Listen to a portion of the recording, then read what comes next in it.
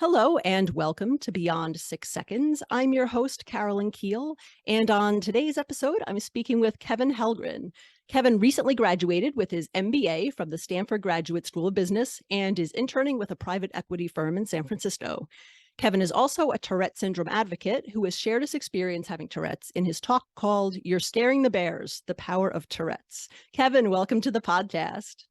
Carolyn, thank you so much for having me. I have really appreciated and enjoyed getting to know more about Beyond 6 Seconds these last few weeks, and I am thrilled to become a part of this really powerful community. Oh, thank you. I appreciate that. So, how did you get diagnosed with Tourette syndrome? So, my story with Tourette's started a bit later than most folks' stories who have Tourette's. I was diagnosed in sixth grade, and statistically, folks with Tourette's are often diagnosed earlier than that. And mine happened seemingly overnight. I woke up one morning and was making these uncontrollable noises that I couldn't help. And the next few weeks and maybe even couple of months were a blur as my family and I tried to figure out what was sitting at the root of this, right?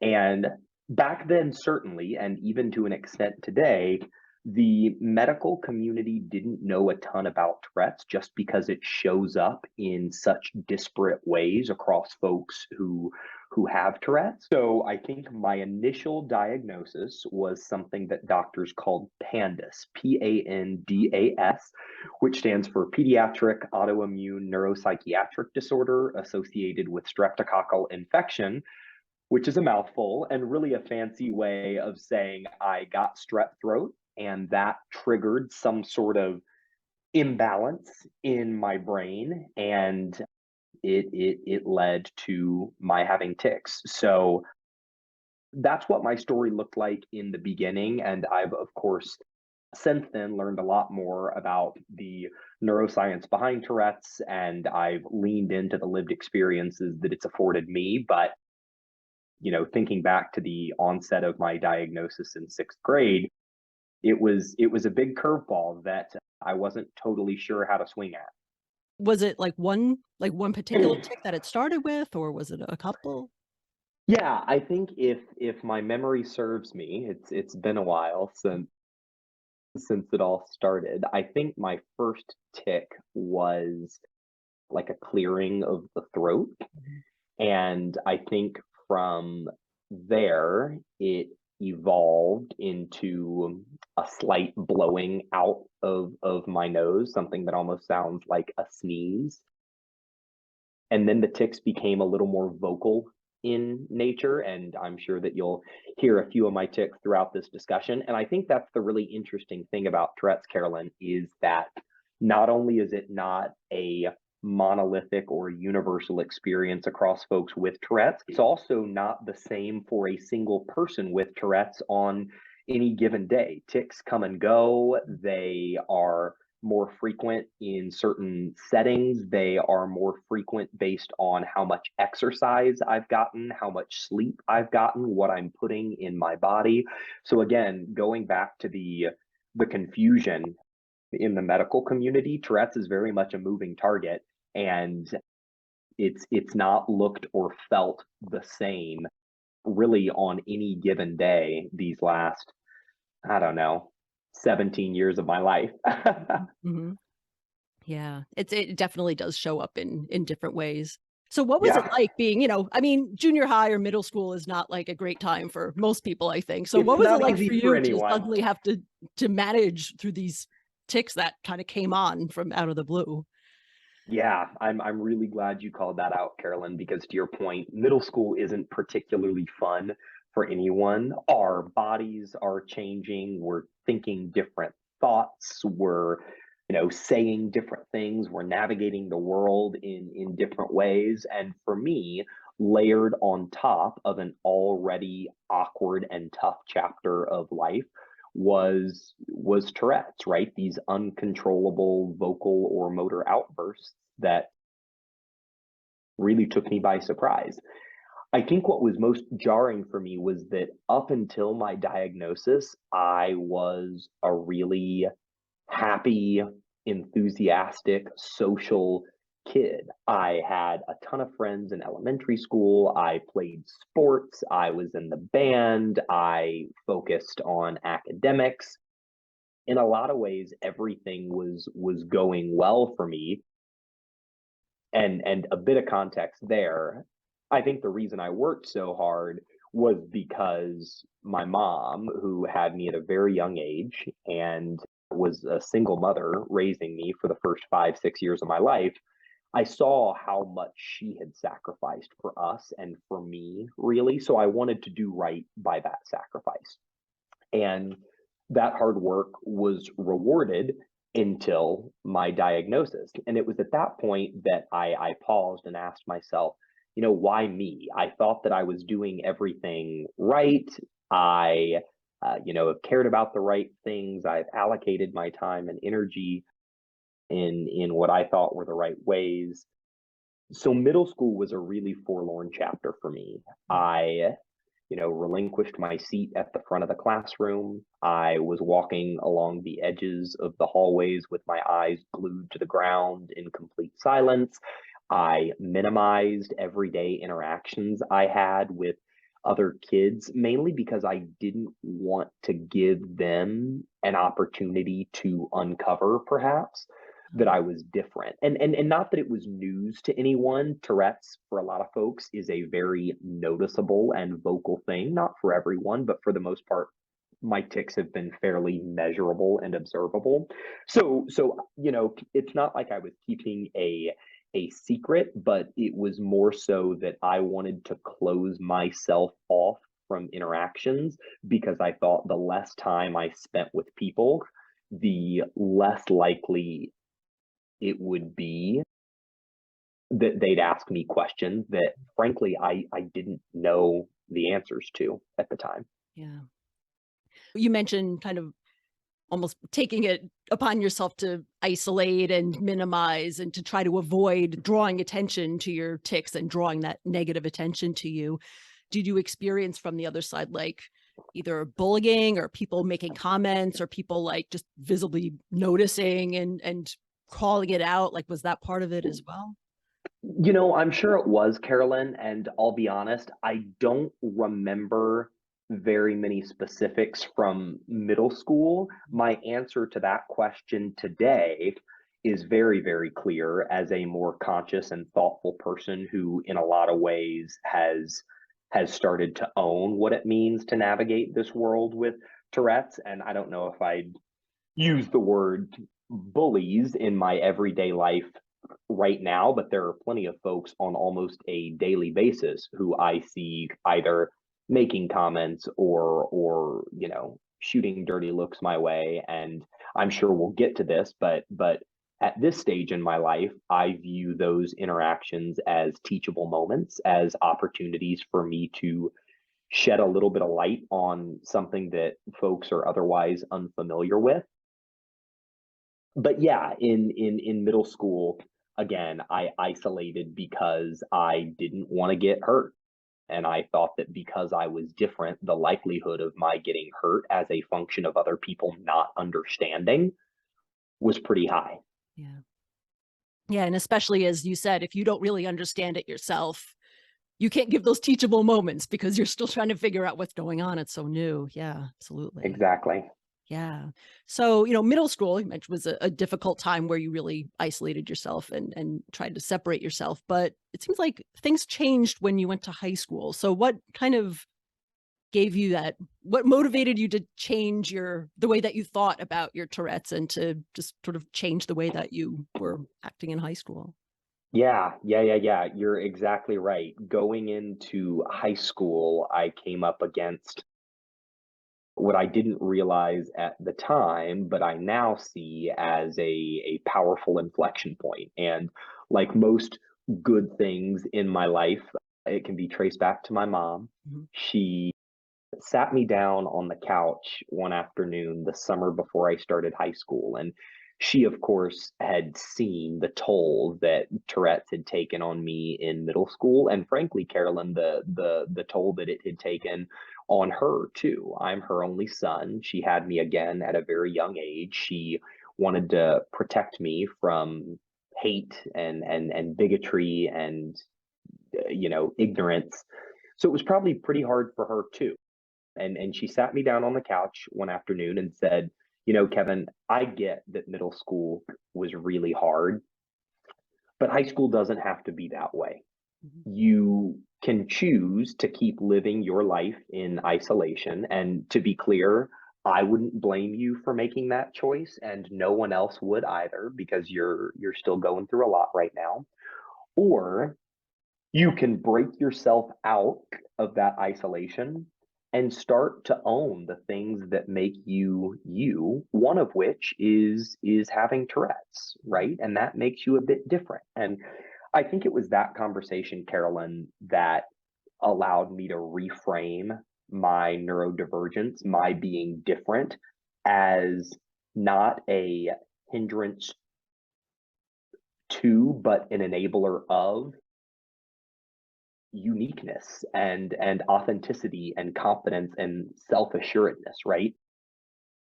And the very first thing I did tactically in high school was I said, okay, if I want to tell my story before other folks have the chance to tell it for me, I've got to beat them to the punch.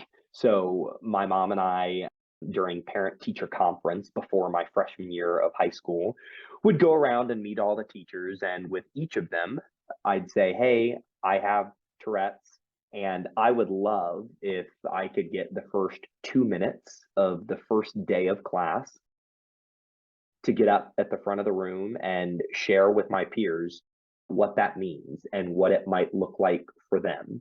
And every single teacher was happy to give me the floor. So I thought through my messaging, and I kind of shared that story, and I shared it for two reasons. One, getting the cat out of the bag, so to speak, makes me more comfortable because, believe it or not, bottling up your tics, it is physically and mentally and emotionally exhausting. Mhm. And the second I make that disclosure, I feel more comfortable ticking and can spend less energy on bottling those ticks up and more energy on the task in front of me. So that was the first reason I shared. And the second reason I shared was really to extend an invitation to folks to ask questions or to engage in conversation. I think that there is so much stigma and confusion and discomfort around neurodiversity because folks don't know how to engage. And I thought that by opening that conversation up from the beginning, folks would feel more comfortable asking questions or sharing thoughts, which I think is going to lead to a heightened understanding for everyone around what it means to be neurodiverse and how that's going to show up either in your life as someone who is neurodiverse or in other people's lives as they share time and space with you. Mhm. Yeah, absolutely. And what were your classmates' reaction to that as you're telling each class about your Tourette's and kind of telling your story for the first time?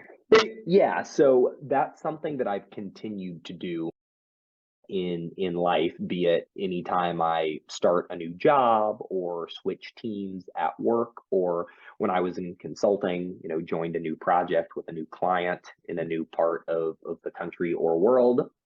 And I think, in high school, folks are still trying to, come into their own skin. So no one no one necessarily expressed like gratitude or appreciation for my sharing, but you could tell that it made them maybe more comfortable in the moment. And I think it allowed for more organic conversations, either in between classes or, at lunch. I'd have folks come up and say, hey, so, what does it feel like to tic? Or is that something that you can help? Or how often do your tics change? So it definitely spurred conversation. I think since then, just as a function of getting older and hopefully more mature, I am met with so much kindness and so much grace for the most part, Carolyn. Be it a response to an email that I sent out at the beginning of my summer internship saying, "Hey, I'm Kevin, this is who I am, and this is what this means." And I always link the video that you referenced at the beginning of the podcast just as a way to break the ice if folks have 12 minutes to kill. And I think it's interesting how my perspective on Tourette's has evolved over time, because in sixth grade it was the bane of my existence and all I could do was ask myself why.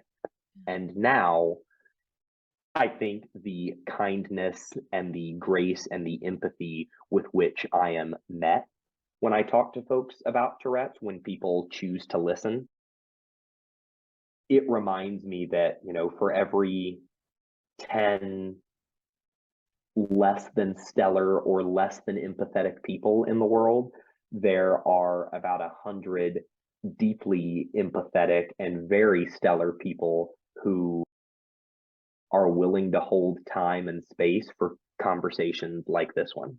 Mhm.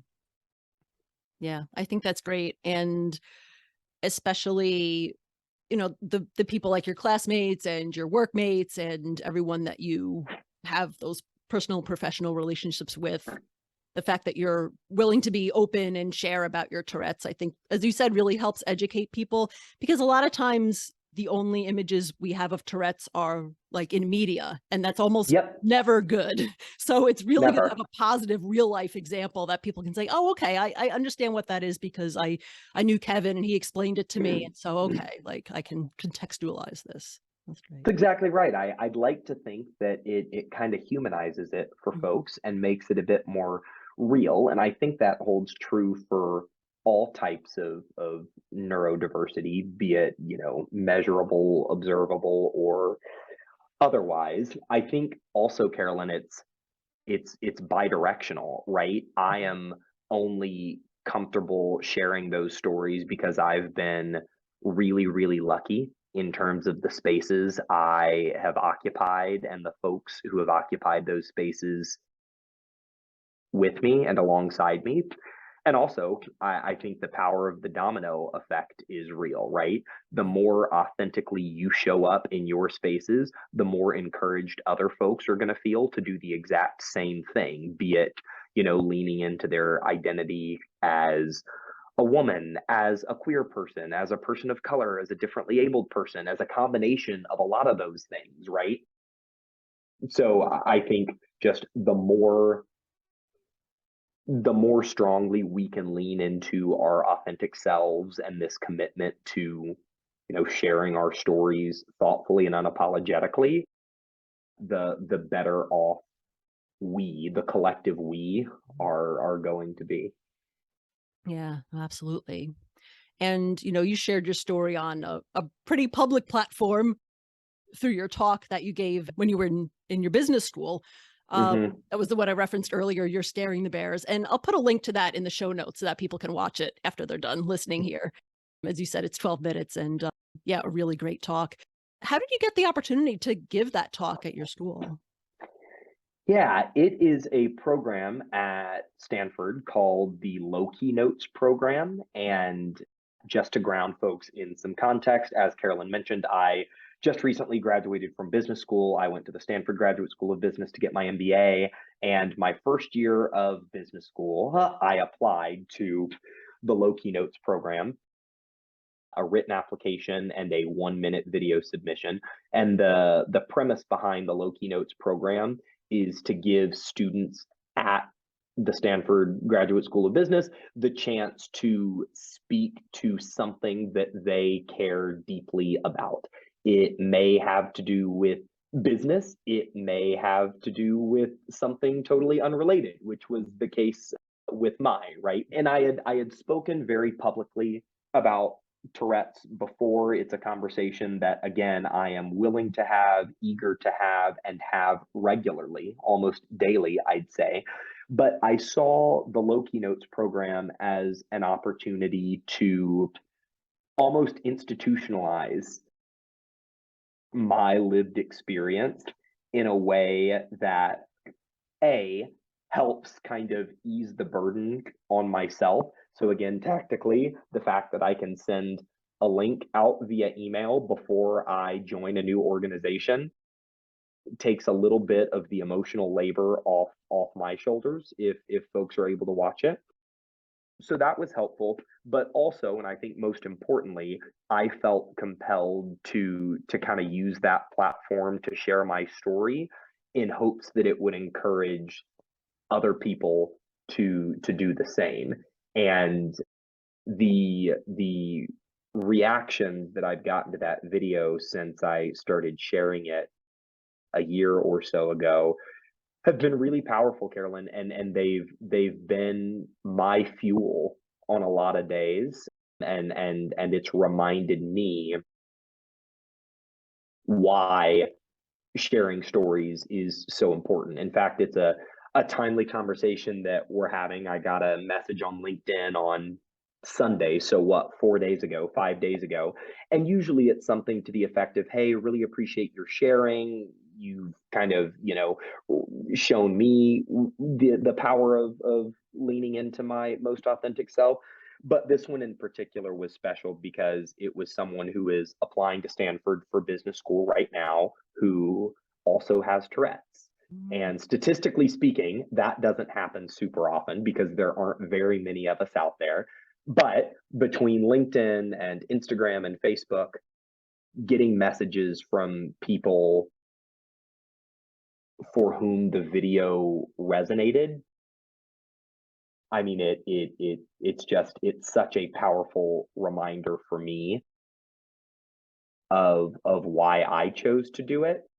And also it fills me with a lot of gratitude for the folks whose shoulders I stood on when I chose to kind of take that leap of faith and go out there and share my story.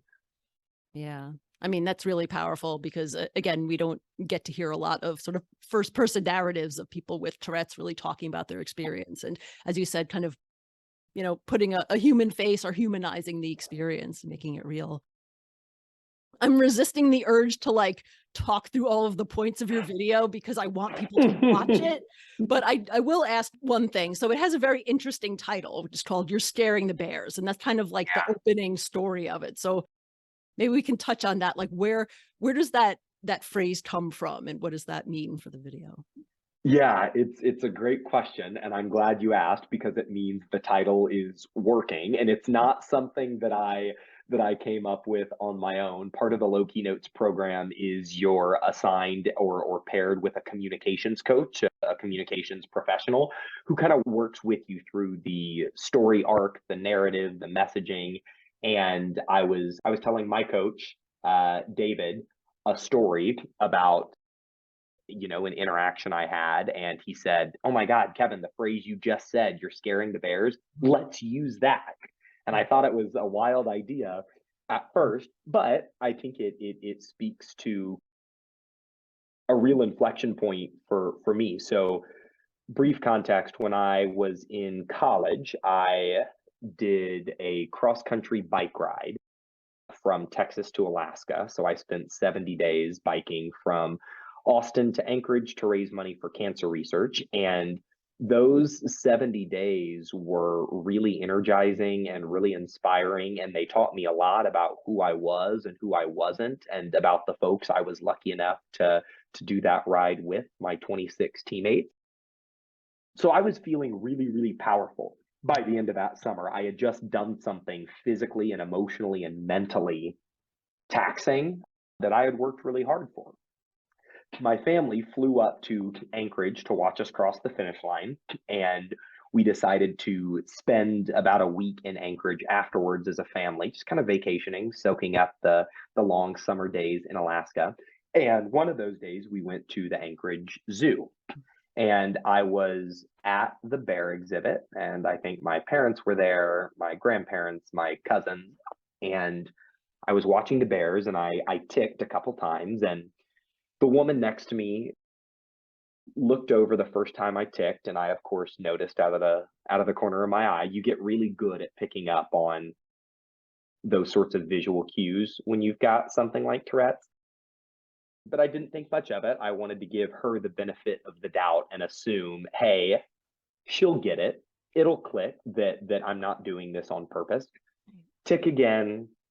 She looks again, and this time a little more disgruntled. And then the third time I tick, she finally goes, "Will you stop that?" And I turned to her and I said, "Sorry, stop what?" And she said, "Will you stop making those noises? You're scaring the bears." And I kind of sat with that for a second. And after I, composed myself, I said, "Ma'am, just so we're clear, these are not noises that I'm making on purpose. I have Tourette's, and if you want to learn more about what that means, I'd happily share. But you know, your concern for the bears is a bit misplaced." And and she seemed pretty startled at first. And even today, Carolyn, I have, as you can imagine, what, 15, 17 years worth of data on how people respond to those sorts of comments or to my interjection. And again, 80, 85% of folks respond with, "Oh my gosh, I'm so sorry. I had no idea. Thank you for sharing." And some will say, "I would love to learn a little bit more." And it's engendered a lot of really powerful conversations. And then a small minority of folks, even after I tell them that I have Tourette's, it's like they don't care. They don't want an explanation. They just want me and my noises to stop inconveniencing them and their surroundings, right? And that woman fell into that small camp of folks who, even after an explanation, really wanted nothing to do with me. And that upset me in the moment, and it used to upset me when folks weren't receptive to it.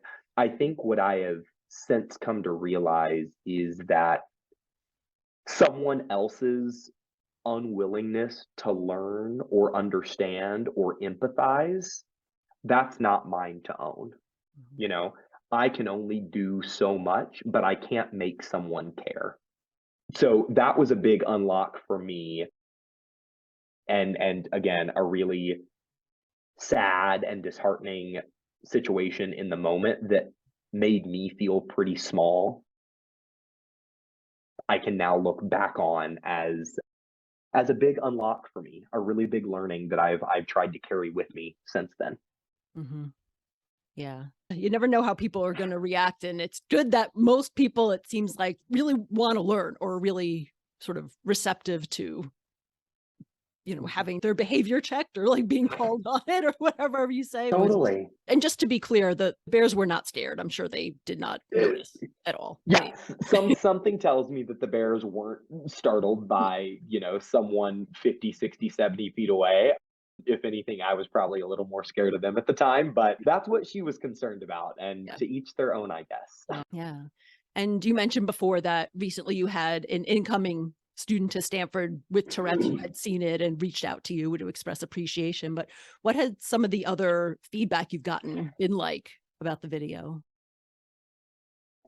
Carolyn, I think what I have been most heartened and comforted by is how many people who don't have Tourette's and who really don't have any reason to care about Tourette's have reached out and thanked me for my willingness to share. And I think one of the points I tried to make in that video was, sure, for me, neurodiversity means Tourette's. For others, neurodiversity might manifest in different ways, be it anxiety, be it depression, be it, there's a whole host of mental health challenges that folks are working through. But the point I tried to make was we all have differences, and the extent to which those differences are observable or measurable, of course, varies from one person to the next. But I have been really, again, really heartened by folks reaching out saying, "Hey, I don't have Tourette's, but this part of my life does make me feel different or ostracized or excluded." And hearing your story, you know, gave me a little pep in my step. So I don't know. I have been, I think, first and foremost, humbled and flattered that so many folks would take the time to watch and listen. But the fact that so many of them, after listening, you included, feel compelled to reach out is just really rewarding. And again, it reminds me of how willing so many people in this world are to hold time and space for important conversations. And I think that's how, as trite as this may sound, change happens. I don't think change happens overnight. I think change happens over time. And I think the most reliable fuel for change is dialogue. It's conversations like this one that allow folks to think and process and feel in ways that are meaningful to them. Mhm. Yeah, and as you said, it seems like people are really relating to the experiences that you've had, whether or not they have Tourette's. But as you said, everybody has some way that they felt different or they felt ostracized or kind of singled out in a negative way. So it sounds like your story is really bringing those experiences to light and helping to educate people about Tourette's at the same time. Yeah, it's exactly right. Again, it's just been so rewarding for me to think about how my relationship with Tourette's has changed and evolved. Again, something that used to make me sad and lonely and isolated Mhm. has become a core part of who I am. And I mentioned in the video, even if I had the chance to go back to sixth grade and live my life from then until now without Tourette's, sure, it'd be more convenient. I could go to the movie theaters or to a quiet coffee shop or to, a golf course and not be stared at. But even if given that opportunity, I wouldn't even consider it because Tourette's has played such a formative role in shaping who I am and how I navigate the world. Mhm. And that's so interesting. I'd love to learn more about, like, how do you feel that your Tourette's has shaped you over the years as a person? Yeah, it's a good question. I think about this concept of the adversity quotient, your ability to work through challenging situations over which you have no control through grit and resilience and hard work and determination. And let's be honest, luck has a lot to do with it too. I was, lucky enough to grow up in a very progressive and forward thinking household. So when something that made me different bubbled to the surface, it wasn't a huge deal for my family and me. It was, all right, this is the reality. How do we work through it? So I pride myself in a lot of ways on like my relationship with the adversity quotient. And I think it's shaped me in a couple of fundamental ways. One, and I again talk about this in the video, I think it has underscored to me the importance of spending time with people who are different than you, who look, act, think, pray, love differently than you do. And that is especially important to me as a white cis man who has advanced degrees and lives in a place like San Francisco. I've thought a lot about the intersection of neurodiversity and queerness. and what that has looked like in my life, in some ways very positive and in some ways very challenging.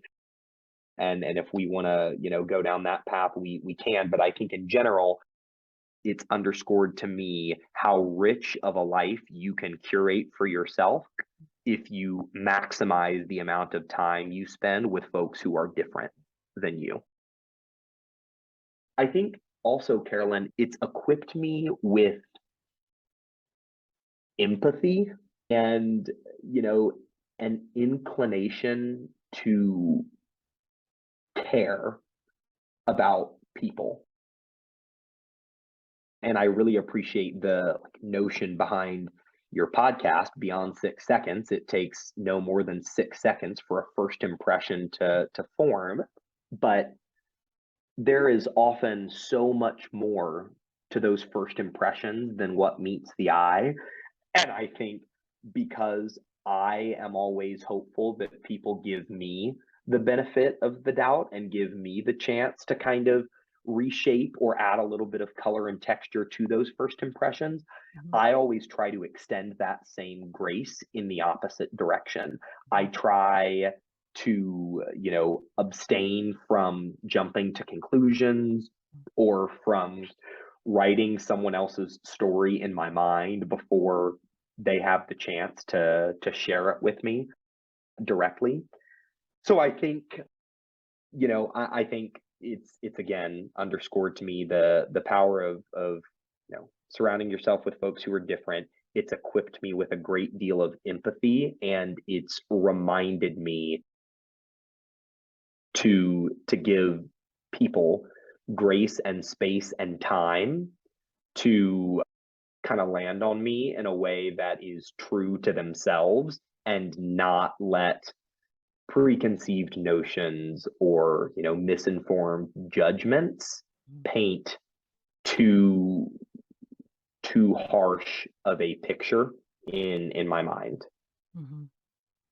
Yeah, it's really having, I hate to say resilience, but that's really what it is, facing adversity and building that resilience and building your empathy as well. It's really, really powerful. And I think it's great to hear you acknowledging the intersectionality of neurodiversity and all of our other identities, because it depends so much what your other identities are, whether, how the intersections between neurodiversity and race and gender identity and sexual orientation and economic background. That's why so many neurodivergent experiences, they're so different, which is Totally. why I'm trying to talk to as many people as I possibly can, because the more you talk, it's like, oh, there's just so many stories and so many experiences to share. So yeah, I would actually, if you're willing to share more about the intersections between neurodiversity and the LGBTQ plus community that you've observed, or Yeah. share your insights on that, that'd be great.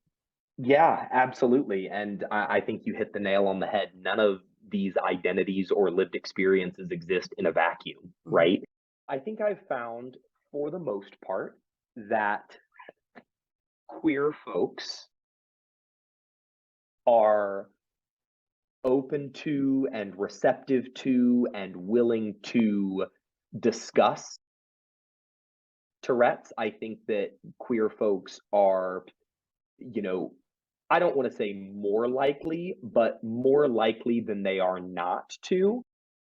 They give me space and time, and they don't jump to conclusions. So I'll give you a very like tactical illustrative example. If I walk into a room of queer folks here in San Francisco, for example, and I tick, there are probably fewer heads that turn, at least after the first couple times, than there might be if I walked into a room of non-queer folks in rural Texas. And I'll use that as an example because I'm from Texas. And I think what that boils down to, Carolyn, is again, when you hold an identity or a lived experience that society has deemed as other or marginal or less than, you find a little more community and a little more camaraderie in folks who can relate to that, right?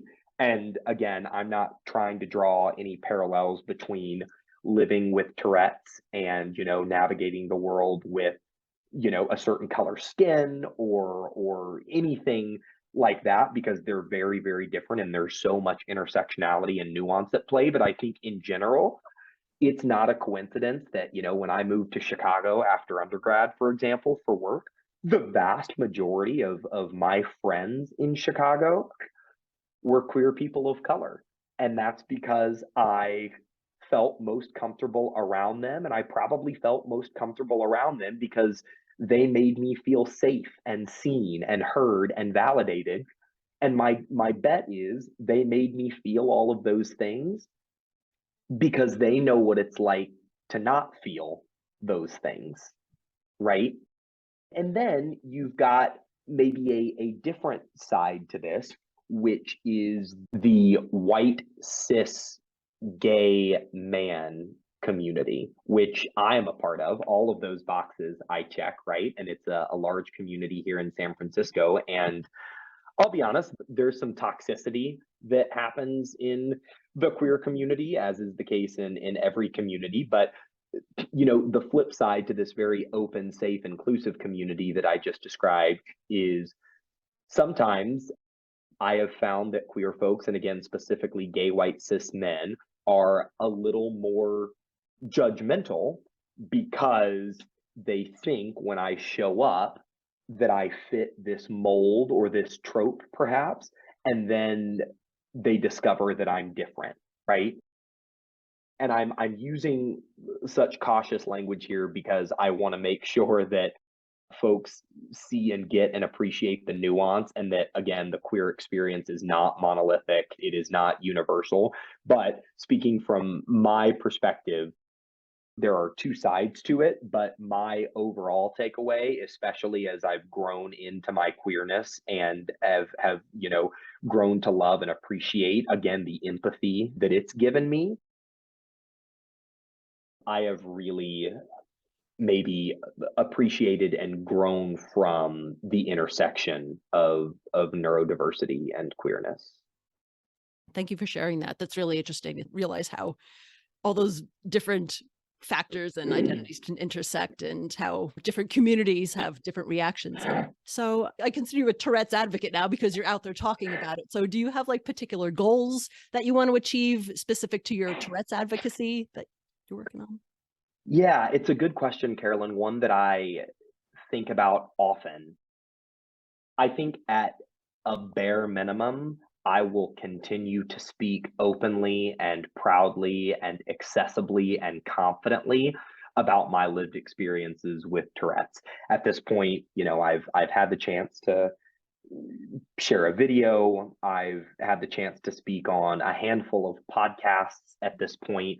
I write openly about it on social media. I try to use the platform and the followings that I have across Instagram, LinkedIn, Twitter, Facebook to kind of normalize these sorts of discussions. So I think at the very least, I will continue to do that. But I've also thought about, what it would look like to dream a bit bigger and to do something in a more institutionalized way. So, an idea that I've pondered is, what would it be like to establish a nonprofit? And the nonprofit could be an advocacy organization that, lobbies for more equitable access to mental health resources at, local, state, and federal government. It could be a nonprofit that hosts a summer camp for kids with Tourette.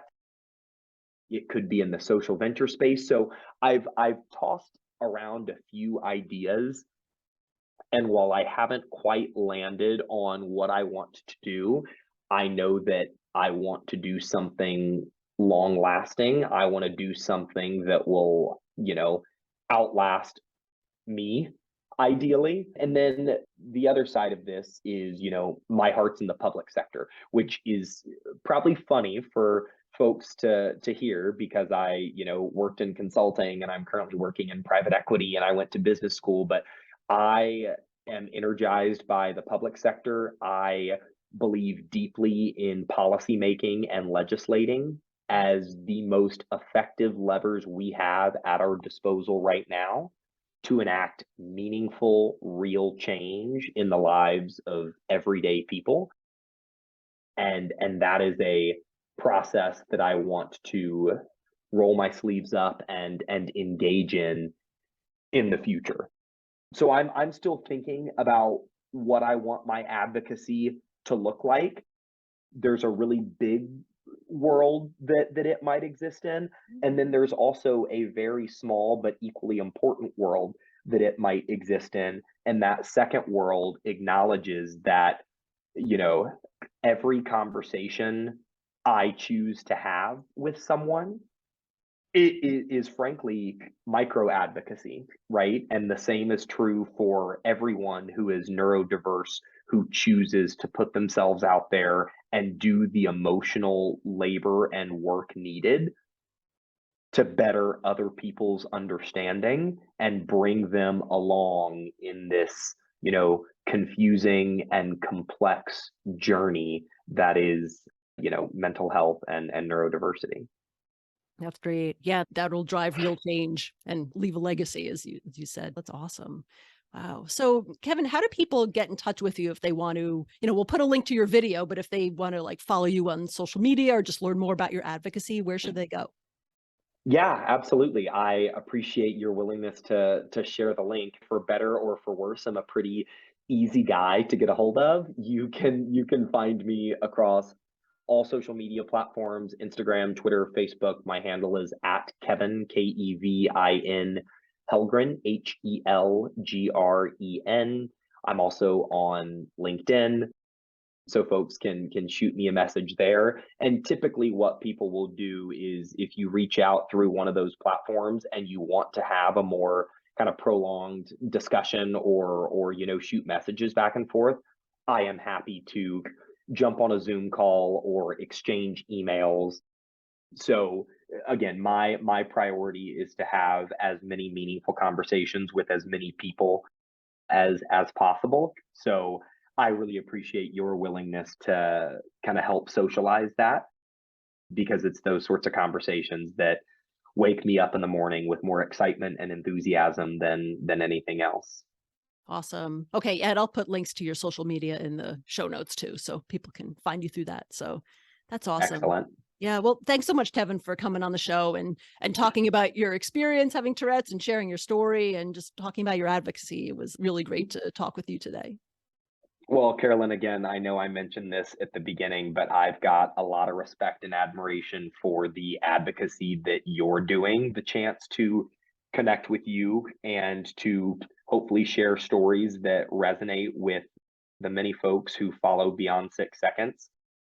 It's an opportunity that, flatters me and humbles me and that I'm really grateful to have taken advantage of. So a lot of gratitude for you and for the very important work that you're doing in this space. Thank you. I appreciate that.